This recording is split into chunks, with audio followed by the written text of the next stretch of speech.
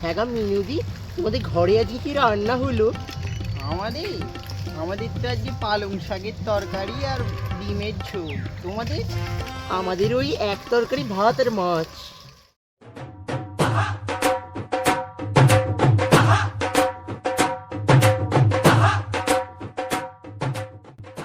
কি করিনি দাদি, খাওয়া দাওয়া হয়ে গেল?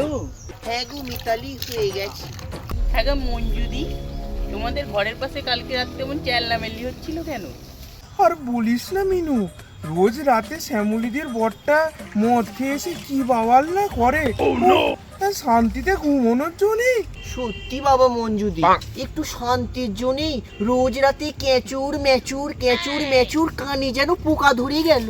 দেখলি মিনু, নদাই কি বড়ই না ঘর করছি কদিন কাজ না যেতে যেতে। হ্যাঁ সেই তো, কোত্থেকে পয়সা আসছে কে জানে।